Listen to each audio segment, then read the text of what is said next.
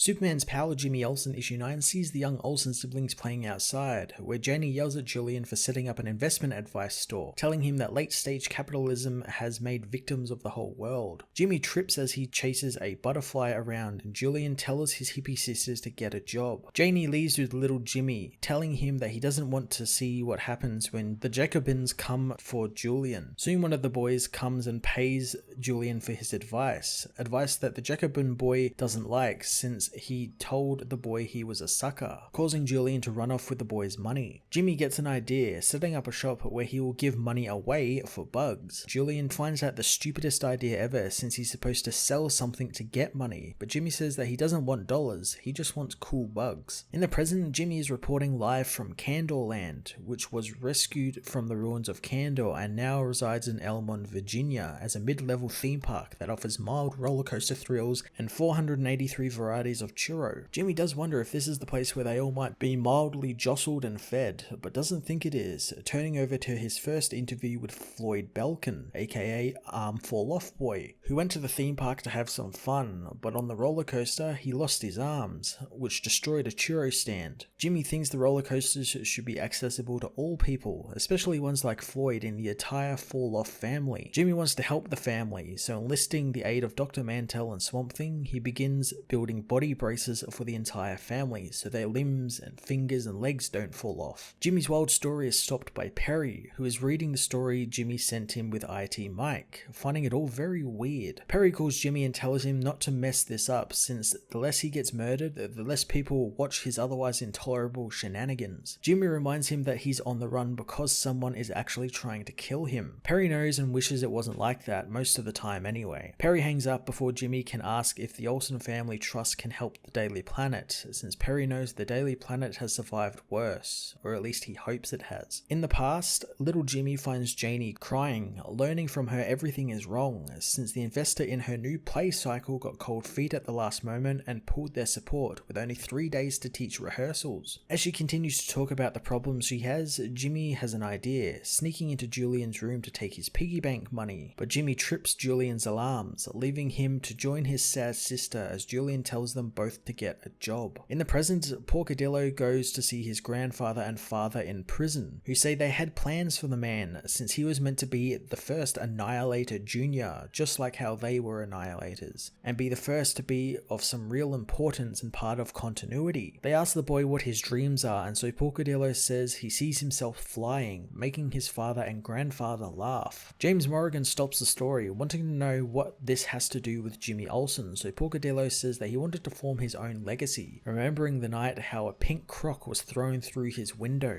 making him realize what he has to become. James finds this all ridiculous, and Porcadillo says that the crocs would make him feel comfortable and confident everywhere he goes. James still doesn't buy how any of this ties to Jimmy, so Paulie says that while it was a bad choice in deciding to be his own supervillain, it was still a legacy, and with his new legacy, Porcadillo tries to get jobs with other villains, using headshots on his resume. James wonders what the hell headshots has to do with all of this, so Paulie asks who takes the best photos in Metropolis. Porcadillo sought out Jimmy Olsen, who gladly took the croc-wearing villain's pictures, saying that Superman won't be able to wait to knock the crap out of him. Porcadillo is really happy about that, and really happy that Jimmy is excited about all of this for him, saying if there's anything that he can do for the photographer, he will. Jimmy says that if there's ever a super dense conspiracy to murder him, Porcadillo will need to help stop it, and the villain agrees to. Porcadillo relays this info to James, who knows they need to stop the super dense conspiracy against Jimmy Olsen. In the past, the Olsen siblings have a meeting with their father, who wants to talk about the Olsen Family Trust, but Jimmy is off in his own head, catching butterflies and zoning out, imagining flying away with Mothra in space. Soon he hears his name and is snapped back to reality, where the older siblings are all ready to sign the trust. Julian shakes Jimmy awake and tells him to sign the paper, which he does without even reading it first. In the present, Jimmy stealthily emerges from a bay, taking off his wetsuit and revealing a crisp white tuxedo as he plans on attending the casino night of Elmont County High School so he can make some fast cash. But he also needs to be disguised so the alien armada chasing him and Jix and his sister don't recognize him. Going inside, he notices lots of the aliens in crappy disguises looking for him, but luckily they don't recognize him, so he heads to the high rollers table, shocked to find that Lex Luthor is there. Jimmy sits, confused at the game of Chemin de Fer they are playing. Jimmy goes into the game not knowing any of the rules, and Lex immediately wins because of it, taking all of Jimmy's tickets. Jimmy leaves the table penniless, asking Lex if this is what he does now, screw over people at PTA casino nights. Lex tells Jimmy to walk with him, and going outside, Lex lights a cigar, taking a long moment before exhaling and telling Jimmy that it's Julian Olsen who is trying to kill Jimmy. Lex says that he never kills his enemies since he would never be able to see their faces when he beats them. Telling Jimmy to hold still, Lex snaps a photo on his phone of the shocked Jimmy's face, telling him he doesn't know what he did to deserve Julian's wrath,